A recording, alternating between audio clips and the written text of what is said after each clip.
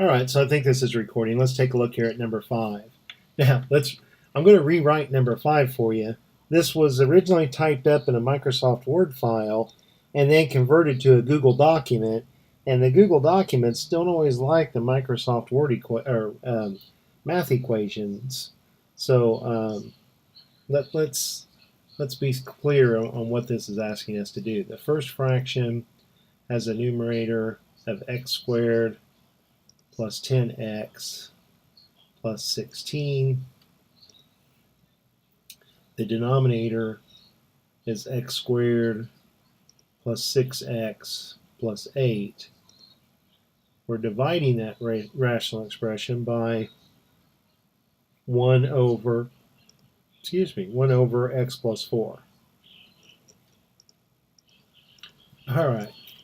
Now, when we want to state our restrictions, and we need to do it at 2 points within this problem. We need to do it before we change the division to multiplication, and then after we've changed that to multiplication and taken the reciprocal of the divisor, we have to look again and see if that added any additional restrictions.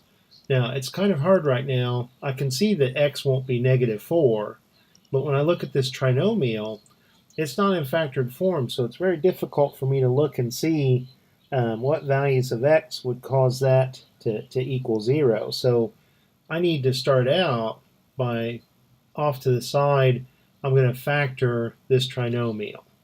I'm going to use our x method to do it. X squared plus 6x plus 8. My middle term is 6x. My first times my last is 8x squared.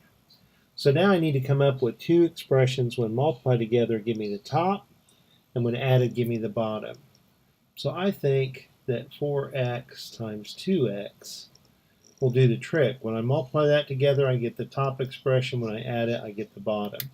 Now, when the leading coefficient is 1, it makes factoring a lot easier because we don't have to make a table below this x. We can just use a shortcut and use this 4, but write it as x plus 4. And use this 2x and use the 2 and write it as x plus 2. All right, so let's come back to our problem. This denominator we wrote as x plus 4, x plus 2. That's being divided by 1 over x plus 4. You know what? I just noticed this numerator is a trinomial, so I may as well come over and factor it now. I'll use my x method again. X squared plus 10x plus 16. The 10x is the middle term. The first times the last, 16x squared. So two numbers that when multiplied together give me the top expression, but when added give me the bottom. I think 8x times 2x should do the trick, because when you multiply them together, you get the top expression. When you add them, you get the bottom.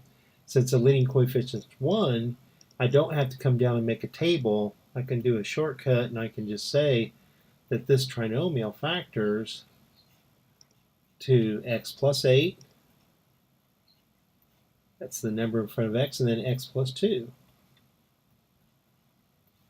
So when I come over here to my work, I have x plus 8 times x plus 2. All right, so I've got my denominator completely in factored form. I need a little bit of room over here, so I'm going to erase my x's over here. I'm through with those.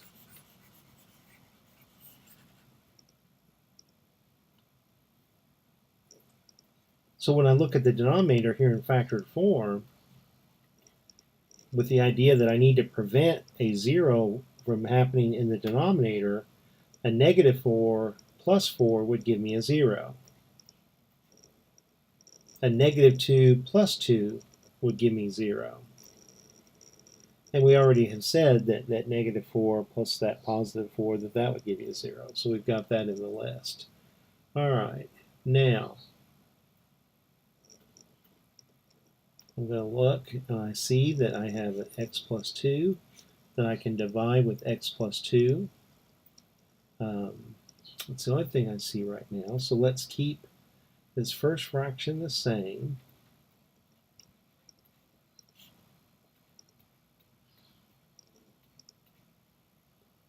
Let's change the division to multiplication by flipping the divisor. Now every time I flip that divisor, every time I do this step of changing from division to multiplication, I have to pause and think about my new denominator. Because it might be the case that it introduces new restrictions. But here it doesn't, because when we flip the fraction, when we take the reciprocal, flip is not a mathematical word, but it's a good description. We now have a 1 in the denominator, and that's fine. That's allowed. That's okay. It's only 0 that we have a problem with, and it's going to constantly be 1. There's not a variable there. There's nothing that's going to change. All right, so let's look and see with this x plus 4 now being in the numerator. Oh, let's multiply the two fractions together. So let's multiply the two numerators together. Got x plus 8 times x plus 4. That's a bad looking addition symbol, but that is an addition symbol. And the denominator, x plus 4 times 1, I just have x plus 4. Now, of course, I still have the same restrictions. Now, I've run out of room, so I'm going to have to shrink this up.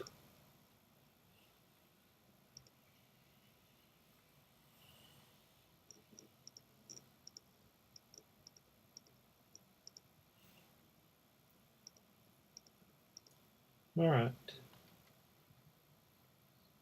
So I see that I have an x plus 4 divided by an x plus 4, that cancels. X plus 8 divided by 1 is just x plus 8. So hey, all of this simplifies to x plus 8, provided that x is never allowed to equal negative 4 or negative 2. And there's our final answer. And once again, I just can't help but make the statement, when you looked at this original division problem, there's no way that a person's going to look at that and go, oh, that's x plus 8. Provided that x is not equal to negative 4 or not equal to negative 2, you've got to do the work. You've got to do it step by step. You have to be very good at factoring in order to be successful in this skill packet. All right, well, I hope that helps, and I'll talk to you later. Bye.